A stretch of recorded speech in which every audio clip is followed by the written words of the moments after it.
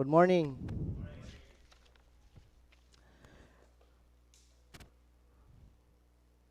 This gospel, the gospel this morning from Luke chapter 9 verse 57 to 62 offers a profound reflection on the cost of this discipleship and the fundamental nature of following Jesus. Each interaction highlights that a different response to the call of Christ. In each, Jesus presents a challenge that forces us to consider what it truly means to follow Him. In verse 57 and 58, a man offers to follow Jesus wherever he goes. But Jesus explained that discipleship may not lead to comfort or security. He said, "Foxes have dens, but the Son of Man has no place to lay his head." Sahay, abi na to, og sayon lang, musunod kang Ginong Kristo. Dali lang tamoingon nga, "Lord, I will follow you." Pero pag diha na sa tunga, uy, dili man day sayon. Kalit lang ta mo surrender. No? That's why, i-emphasize ni Ginong Kristo or giklaro gid ni Ginong Kristo nga once nga mosunod ka kanako, timan-i nga may pa ang mga milo kay napay langob nga kapuy-an ug ang mga langgam napay mga salag.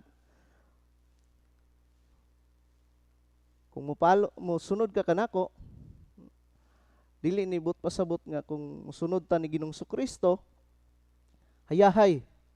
No? Ningon mga ni siya diha sa iyahang ebanghelyo nga kung kinsa ang gusto mo sunod ganiya, kinahanglan anda mo pas-an sa ilang cross ug mosunod kaniya. Following Jesus requires sacrifice, uncertainty, and the willingness to let go of worldly comforts. No? Kung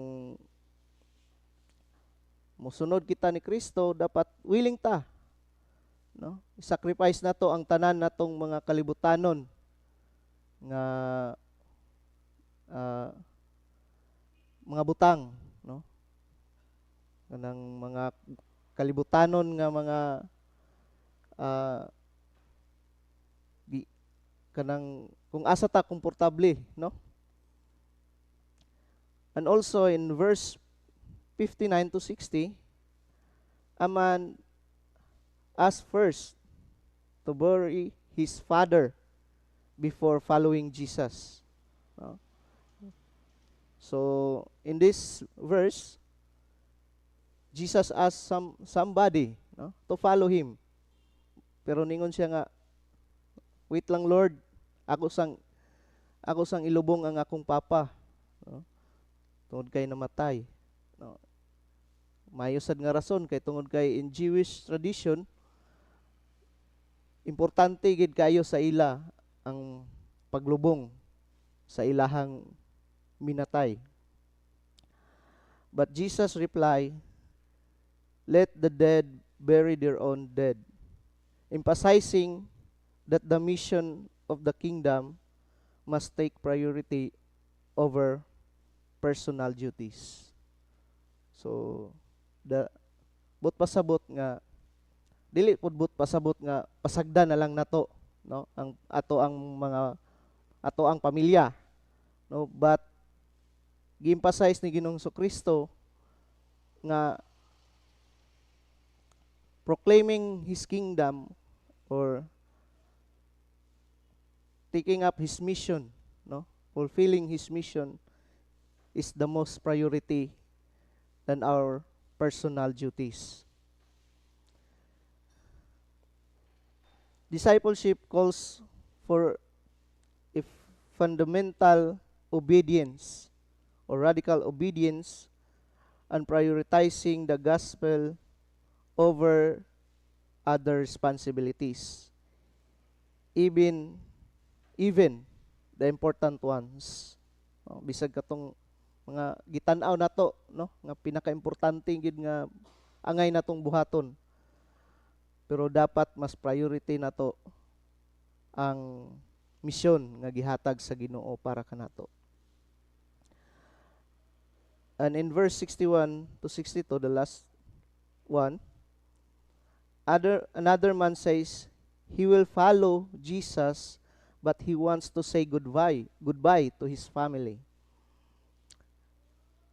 Jesus warned, no, iyang giwarningan, no, no one who looks back is fit for the service in the kingdom of God.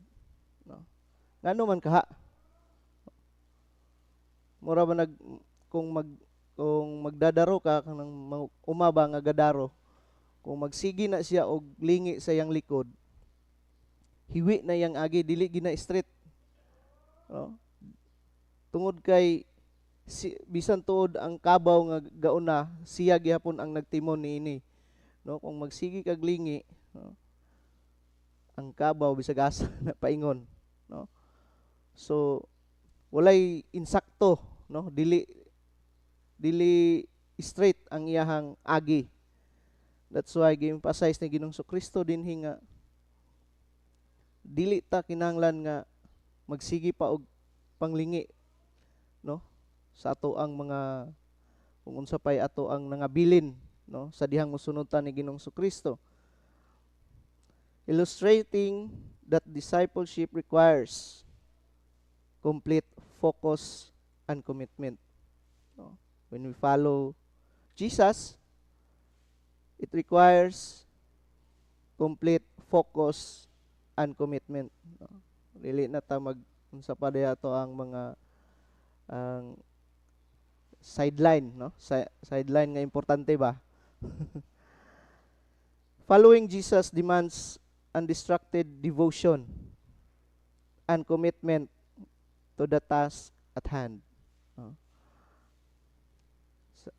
Kung mosunod ta ni Ginoong Kristo, nag-require kini, no? Or it demands, no, nga kinahanglan dili ta ma-distract, no, sa mga butang niini nga kalibutan. Bisan unsa pa nga mga task, no, nga nakasangon kanato, no. Some of us here, no, sa mga tong clergy, no, nga dual vocation, no, nga motrabaho sa gawas, no, nag-serve pod sa simbahan. So dapat mas priority unta, no, kanato ang ato ang pagserbisyo diha sa Dios. In this gospel, Jesus is not advocating or neglecting family or duties, but he is stressing that following him requires a total reorientation of our priorities. No? Wala man nag-ingon si Ginoong Kristo nga dili ka na importante yung unsay ato ang mga duty sa atong pamilya, no? But dapat mahibalota kung kinsa ang ato ang pinaka-priority. Following Jesus isn't about comfort or convenience. It's about radical commitment. Jesus is calling us to believe behind our security, our plans, our attachment in order to embrace His mission and the kingdom of God. In this gospel invites us to examine our own lives. Are we willing to follow Jesus when it demands discomfort and sacrifice? Are we willing? Are we pleasing His call above all other things? Ato bang gi-priority ang iyahang call nga ni kanato kaysa sa ubang butang? Even our most reasonable and important responsibilities, bisan sa atong kanang mga importante gyud na gid tayo, di man gid mahutdag rason ng mga tao, no? Bisan pa niana, ato bang mas gipalabaw ang Ginoo kaysa sa ato ang mga importante nga mga responsibilidad? The challenge is not to simply follow when it's easy, but to follow fully without looking back, without seeking a more convenient time. Say moingon sa taba nga, Lord, dili sa ko mo serve nimo karon, kina anang dito na siguro pag mag-retire nako. So unsa na lang kaha, no? Unsa na lang kaha na nakoy short story gamay, no? Na isa ka maestra niya, dili siya hinimba niya, na siya estudyante nga hinimba niya, sige ka late sa iyahang eskwela kay siyempre alagad po siya sa simbahan, napod siya ministry sa simbahan. Buntag sa yoga, hinlo siya sa simbahan niya, malate siya sa iyahang eskwela, klase. So sige siya giingnon sa iyang maestra nga, ngano sige makagka-late? Ingon siya nga, muni akong sitwasyon ma'am, alagad ko sa Ginoo, ako'y ministry sa simbahan, ga hinlo ko kada adlaw buntag. Ningon siya nga, gingnan niya yung maestra nga, ma'am, pag-alagad pud sa Ginoo ma'am. Ningon tong maestra nga, ayhan ako magsimba kung ayhan ako mag-alagad sa Ginoo kung tiguang nako. Niabot ang panahon nga birthday sa iyahang teacher. So gidal-an og regalo sa maong bata ang iyahang teacher, kay medyo buotan po ni nga bata. Agoy kay pag-adto sa maestra dito sa iyang table, kay kita man siya isa ka bouquet nga laya nga rose. Kinsa nga, kinsa bay nagbutang na ning laya nga rose diri sa akong lamisa? Kawa bagay batasan, birthday pagid nako. Anong laya man gid ang inyohang ihatag?